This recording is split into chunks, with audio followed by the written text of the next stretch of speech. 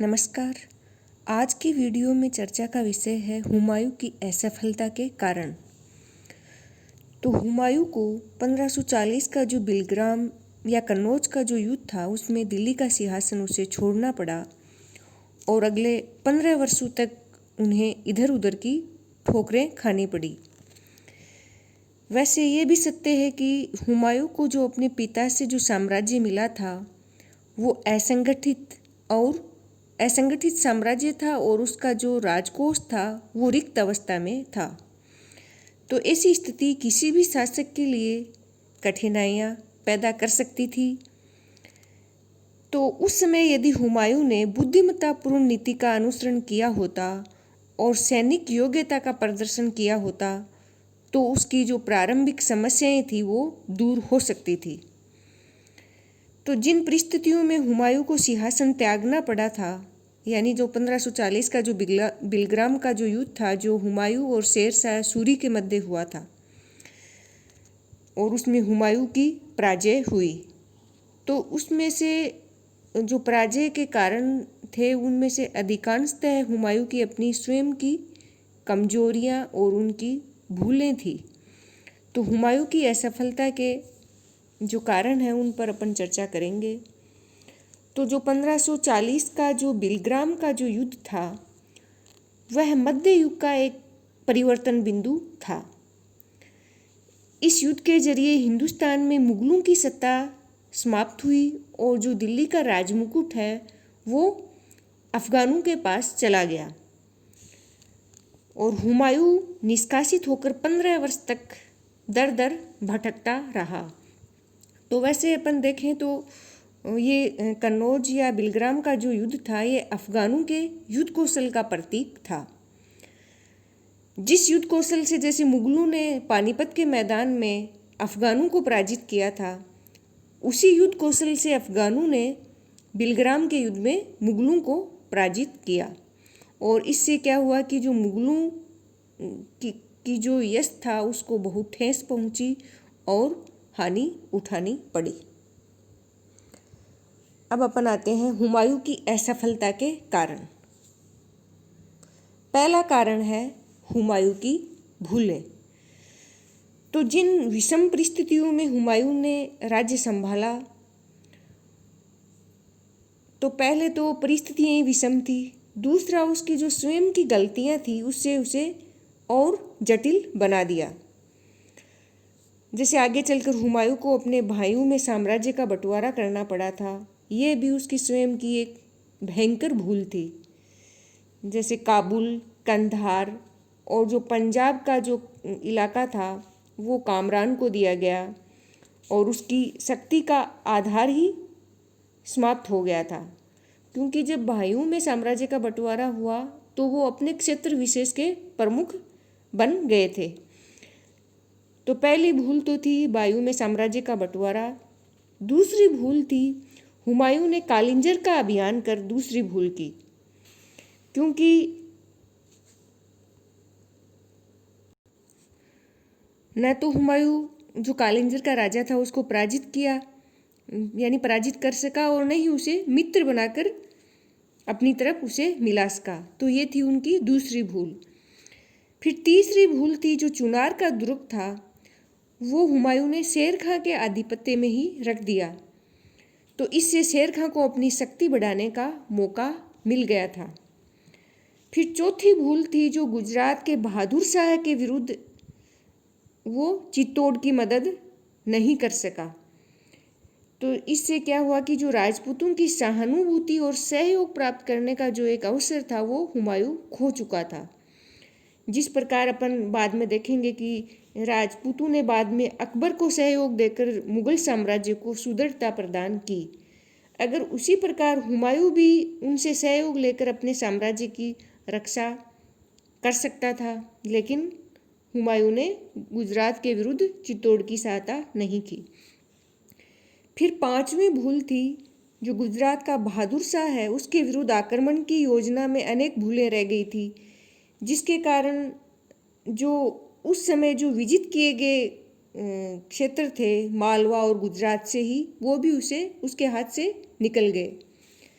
बल्कि इससे उसकी भावी असफलता, अवनति और अप्रतिष्ठा का संकेत भी प्राप्त हो गया था। फिर अगली भूल थी जो उसने कन्नौज की लड़ाई में की थी, जो उसकी जो सैनिक अयोग्यता प्रकट हुई थी, यानी उसने वो शिविर में ही कई महीने तक अकर्मण्य स्थिति में बना रहा और शिविर को दूसरे स्थान पर हटाते समय भी वो अच्छा प्रबंध नहीं कर पाया और तोपखाने का भी युद्ध में उपयोग न करना, ये उनकी भयंकर भूलें थी और यही उसकी असफलता, पराजय और अंत में युद्ध क्षेत्र से उसके भागने के लिए भी उत्तरदायी रही।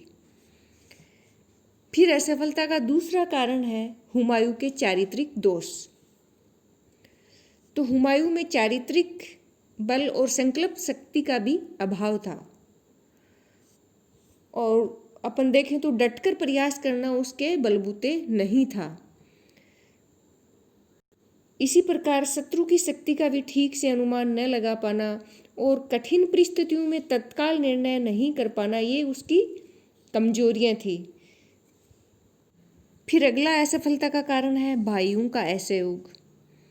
तो जो हुमायूं के जो भाई थे, वो उनके प्रति हुमायूं ने जो अत्यधिक उदार व्यवहार किया था, फिर भी भाइयों का उसके प्रति असहयोगी रवैया रहा, यानी जब कठिनाइयाँ आई तब वो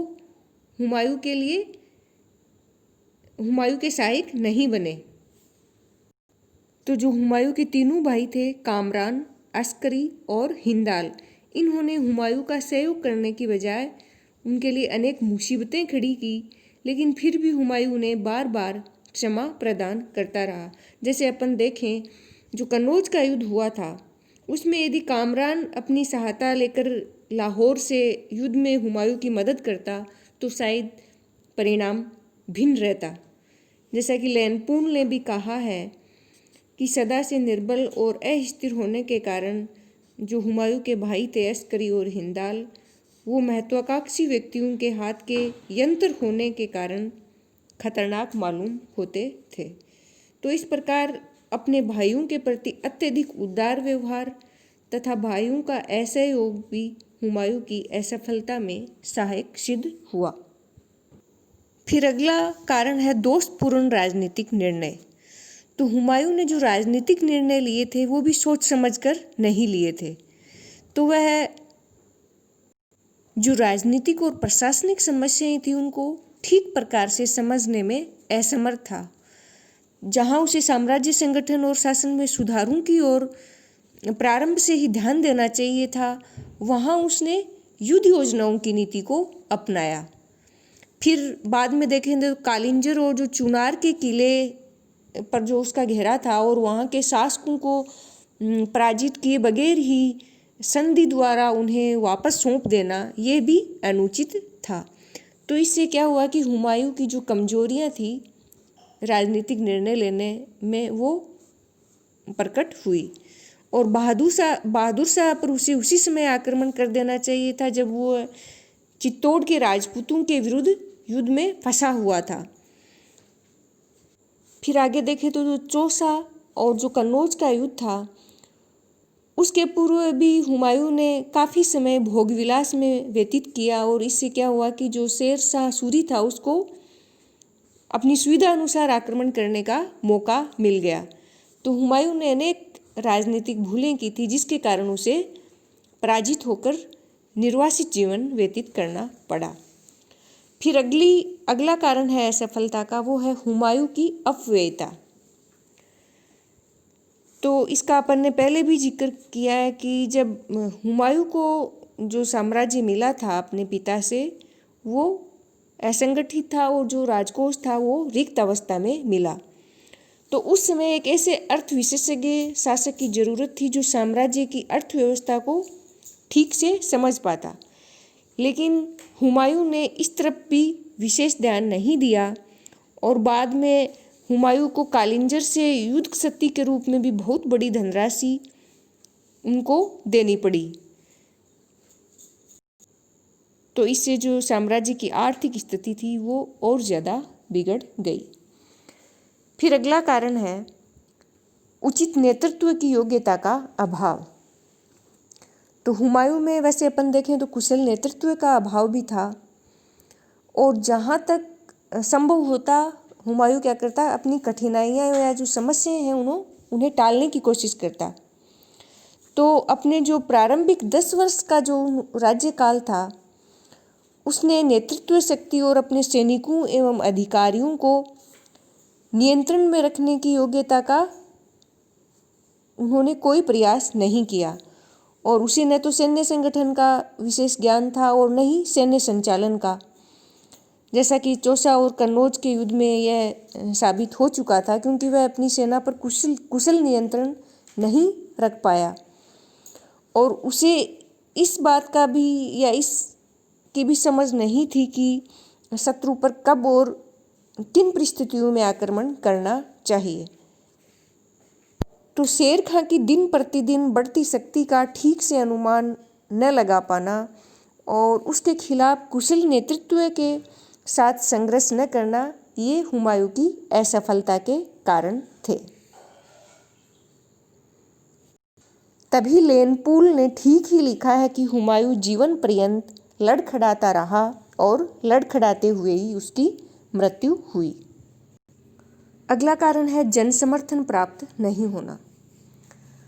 तो वैसे तो पानीपत के प्रथम युद्ध में इब्राहिम लोदी को पराजित कर बाबर ने मुगल साम्राज्य की स्थापना की, लेकिन मुगलों को अभी तक जनसमर्थन प्राप्त नहीं हो सका था। तो यद्यपि कुछ अफगान बाबर और बाद में हुमायूं के साथ मिल तो गए थे, लेकिन जो अधिकांश अफगान सरदार थे और जो भारतीय जनता थी वो उन्हें मुगलों को विदेशी आक्रमणकारी एवं लुटेरा ही समझती थी। तो इसलिए उन्हें मुगलों के प्रति किसी भी प्रकार की सहानुभूति नहीं थी, और जनता अफगानों को ही हिंदुस्तान का वास्तविक शासक समझकर उनके साथ सहयोग कर रही थी। तो इससे क्या है कि हुमायूं को जनसमर्थन भी नहीं मिल पाया, और जनसमर्थन के अभाव में कोई भी राज्य नहीं टिक सकता, और यही बात हुमायूं के साथ भी हुई। और अगला असफलता का कारण है तत्कालीन राजनीतिक परिस्थितियाँ। तो हुमायूं जिस समय गद्दी पर आसीन हुआ तो भारत की जो राजनीतिक परिस्थिति थी वो अत्यंत ही विषम थी।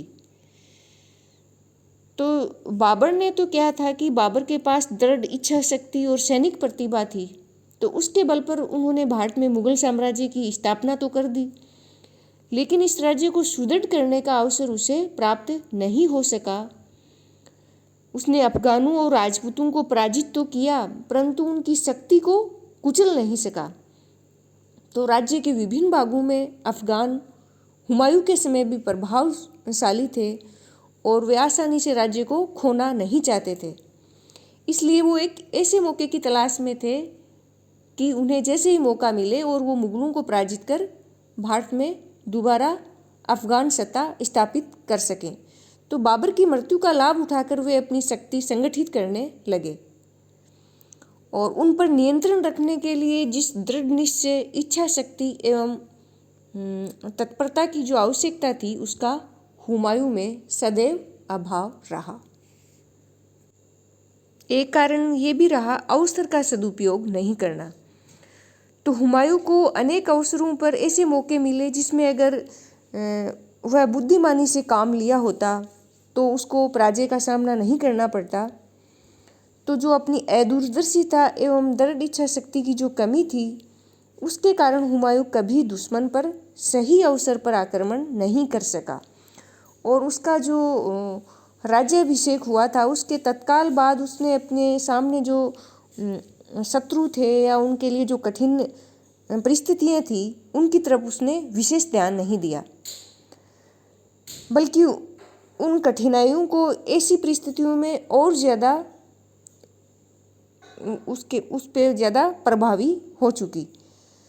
तो कहने का मतलब हुमायूं अपने सुनहरे अवसर का सदुपयोग नहीं कर पाया। जैसा कि चौसा और कन्नौज की जो लड़ाइयाँ हुई थी उसमें भी उन्होंने तत्काल अफगानों पर आक्रमण नहीं किया, और 5-6 महीने ऐसे ही बिता डाले। तो उससे क्या हुआ, अफगानों को अपनी स्थिति सुदृढ़ करने का अवसर मिल गया।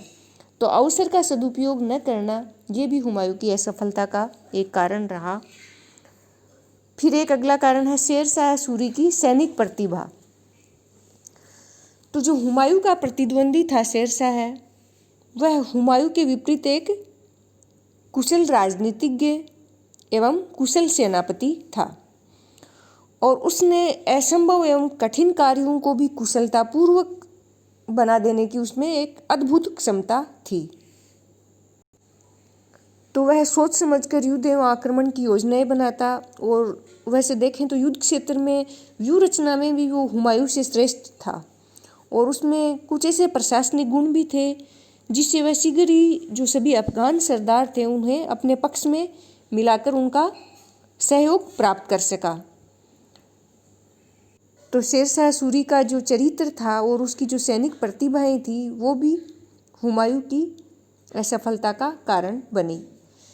तो इस प्रकार अपन ने जो हुमायूं की असफलता के जो इन कारणों पर चर्चा की हैं, यानी हुमायूं का व्यक्तिगत चरित्र, उसकी भूलें, शेर शाह का व्यक्तित्व, ये हुमायूं की असफलता के लिए उत्तरदायी थे। और फिर अपन देखें तो जो भौगोलिक कठिनाइयां हैं, संचार एवं आवागमन के साधनों की कमी है, इनके कारण भी हुमायूं का कार्य और कठिन हो गया था।